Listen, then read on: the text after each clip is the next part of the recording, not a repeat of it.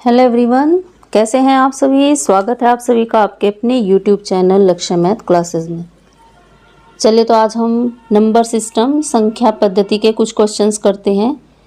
Number system आपके सभी exam में जिसमें भी मैथ्स आते हैं सभी में क्या आएंगे, इसके क्वेश्चन पूछे जाते हैं। ठीक है, तो चलिए हम स्टार्ट करते हैं। हमारा आज का पहला प्रश्न है, किसी संख्या का 1/5 भाग उसके 1/7 भाग से 10 अधिक है तो वह संख्या क्या है। ठीक है, तो चलिए करेंगे इस क्वेश्चन को। कैसे करेंगे कि मान लिया वो संख्या है हमारी, मान लिया संख्या क्या है, x है। ठीक है, माना कि संख्या x है तो संख्या का 1/5 भाग, 1/5 भाग कितना हो गया, x/5, 1/7 से 10 अधिक है। तो अगर हम इसको इज इक्वल्स टू में कर देंगे तो 1/7 और प्लस 10 x, क्योंकि ये 1/7 संख्या का है तो हम इसको कर देंगे x का 1/7। ठीक है, यानी x/5 x/7 से 10 अधिक है। हमारी इक्वेशन बन गई कि किसी संख्या का 1/5 भाग उसी संख्या के 1/7 भाग से 10 अधिक है। अब हम क्या करेंगे, इसको सॉल्व कर लेंगे। तो देखिए अब हम क्या करेंगे, ये हो गया हमारा x/5 माइनस x/7 बराबर 10। ठीक है, ये इधर आ गया तो ये माइनस का हो गया। अब हम इसका एलसीएम ले लेंगे, ये हो जाएगा 7 की मल्टीप्लाई x में करेंगे 7x और इसकी 5 की मल्टीप्लाई करेंगे 5x, बीच में माइनस का साइन है तो माइनस ही रखेंगे।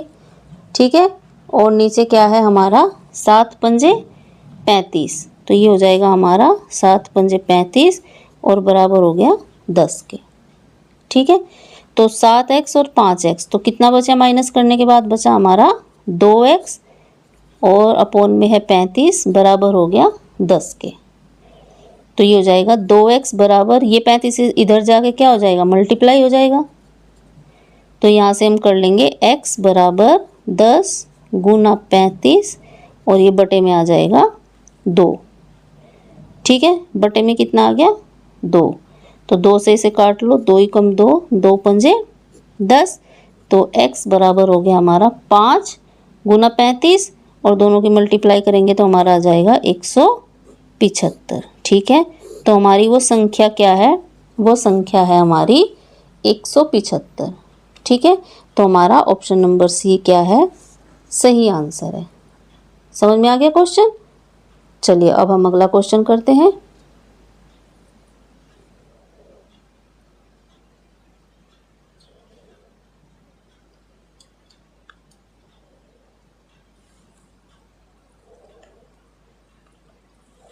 चलिए हमारा अगला प्रश्न है, यदि दो क्रमागत संख्याओं के वर्गों का अंतर 37 है तो वह संख्याएं क्या है।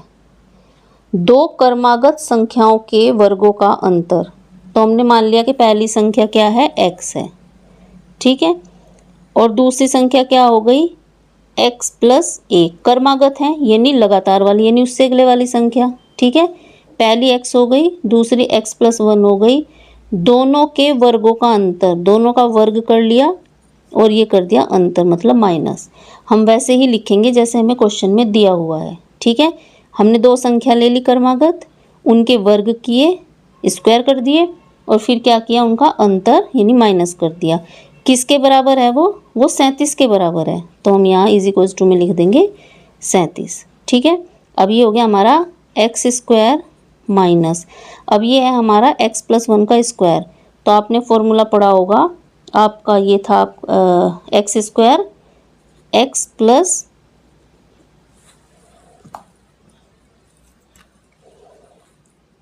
x प्लस वाई का होल स्क्वायर, किसके बराबर होगा ये, x² plus y² plus 2xy। ठीक है, तो इस फॉर्मूले से हम इस क्वेश्चन को सॉल्व करेंगे। देखिए अब हमारा यहाँ क्या हुआ, x प्लस वाई का होल स्क्वायर है तो ये x+1 का है, तो ये हो जाएगा x² प्लस 1 का स्क्वायर प्लस 2x। ठीक है, ये हो गया हमारा और बराबर का हो गया 37। ये हमने किससे सोल्व किया, ये इस वाले फॉर्मूले से हमने सोल्व किया था। ठीक है। तो देखिए ये एक्स स्क्वायर माइनस का, ये एक्स स्क्वायर प्लस का है, कट गया।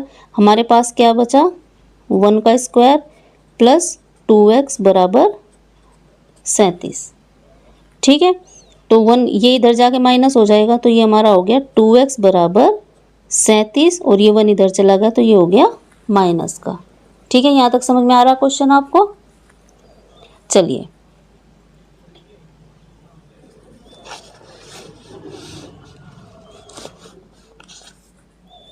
अब ये देखिए यहाँ क्या होगा, 2x इज इक्वल टू 37 में से 1 माइनस गया तो कितना हो गया 36। तो x बराबर हो गया हमारा 36/2। 2 ही कम 2, 2 ही कम 2, 2 अट्ठे 16। तो ये x बराबर कितना हो गया हमारा 18 आ गया। x बराबर 18 आ गया तो हमारी पहली संख्या क्या हो गई, ये हमारी हो गई पहली संख्या जो हमने x मानी थी। ठीक है, दूसरी संख्या हमने क्या मानी थी, x+1। तो x+1 कितनी हो जाएगी, x+1 हो जाएगी हमारी 19, क्योंकि 18 में 1 प्लस कर देंगे तो ये हमारी आ गई दूसरी संख्या। ठीक है, ये हमारी दूसरी संख्या आ गई और यही हमारा क्या हुआ आंसर, कितना 18 और 19। तो कौन से ऑप्शन में, ऑप्शन नंबर डी 18 और 19 हमारा राइट आंसर होगा। ठीक है, चलिए अगला क्वेश्चन देख लेंगे हम।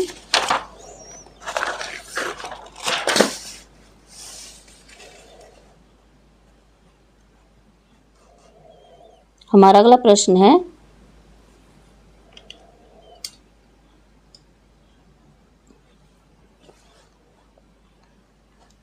हाँ जी ये देखिए, 1 से 30 तक की सम संख्याओं का योग क्या होगा।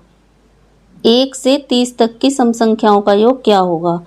तो सम संख्याओं का योग होगा, सम संख्याओं का योग ये हो जाएगा आपका n+1, ये इसका फॉर्मूला है। ठीक है, जब भी सम संख्याओं का योग पूछेंगे, चाहे वो 1 से 30 पूछें, 1 से 50, 1 से 100, कितनी भी हो, तो हमें कौन सा फॉर्मूला लगाना है, n+1 का। ठीक है, अब देखिए जैसे हमें 30 तक सम संख्याएं हैं तो हमारी कितनी हो जाएंगी, जैसे 2, 4, 6, 8, ऐसे करते करते कितनी हो जाएंगी 28 और 30। ठीक है, ये हो गई। तो हमारी टोटल हो जाएंगी सम संख्याएं, वे होंगी 15।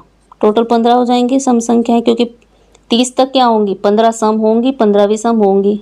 ठीक है, तो 15 हो गई। अब हम इस फॉर्मूले में पुट कर देंगे n+1, n+1 यानी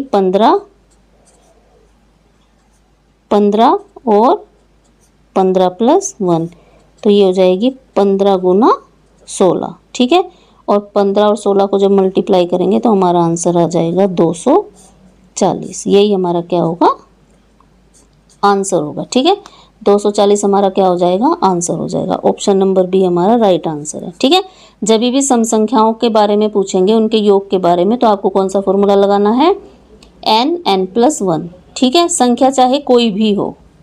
चलिए हमारा अगला प्रश्न है, प्रथम 25 विषम संख्याओं का योग ज्ञात कीजिए। प्रथम 25 विषम संख्याओं का योग ज्ञात कीजिए।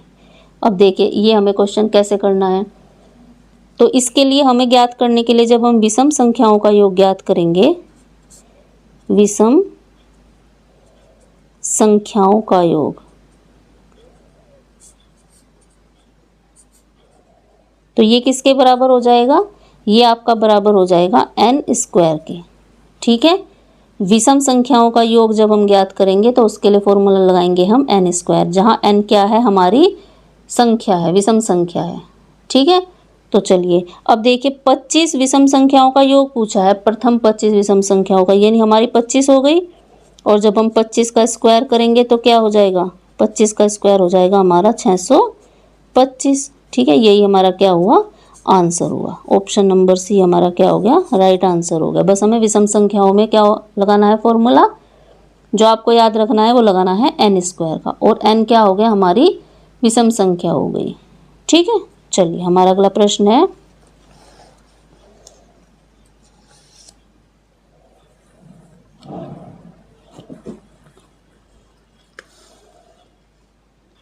देखिए 20 और 40 के बीच की सभी विषम संख्याओं का योग ज्ञात कीजिए। अब जैसे हमारा पहला प्रश्न था उसमें पूछा था प्रथम 25, ठीक है, उसमें क्या पूछा था प्रथम 25, लेकिन इसमें पूछा है 20 से 40, तो इसमें वो फॉर्मूला नहीं लगेगा क्योंकि वो 1 से था, ये बीच में पूछ लिया 20 से 40 का। तो हम इसमें क्या फॉर्मूला लगाएंगे, हम इसमें लिखेंगे पहली संख्या प्लस अंतिम संख्या, ठीक है, और बटे में क्या लिखेंगे हम, बटे में लिखेंगे 2 और गुना कर देंगे हम 10 से, ठीक है।